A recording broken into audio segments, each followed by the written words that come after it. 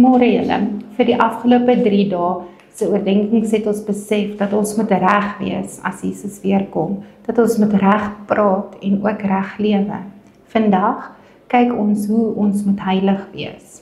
Levitikus 20 vers 7 tot 8 sê die Here, wy julle aan my, wees heilig, want ek is die Here julle God. Gehoorsaam my voorskrifte en leef daarvolgens.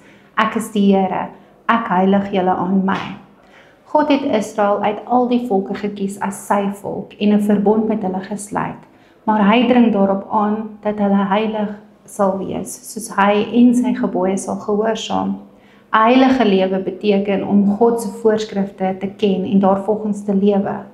God gee vir ons daardie voorskrifte in sy woord. Wanneer laas het jy die 10 gebooie werklik aandagtig gelees en nagedink oor wat elke gebod van jou vra? Kry jy dit al reg om God en jou naastes innig en onvoorwaardelik lief te hê? Arnold Mol skryf in Becoming What You Are dat hy jare te vergeefs gesukkel het om heilig te lewe. Eers toe hy ontdek het dat dit nie hy is wat vir sy eie geestelike groei verantwoordelik is nie, maar wel God, het sy lewe ingrypend ten goeie verander.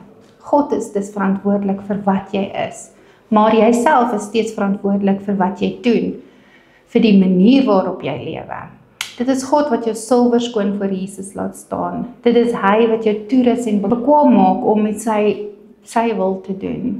Hou gerus op om self te probeer. Let go and let God, soos die Engelse gesegde lei. Jy sal dit nie reg kry om heilig te leef as Jesus nie volkome beheer is van jou lewe nie. Kom ons bid saam. Hemelse Vader, ek wil graag heilig wees soos U heilig is. Maak dit asseblief vir my moontlik deur die krag van U Gees. Amen.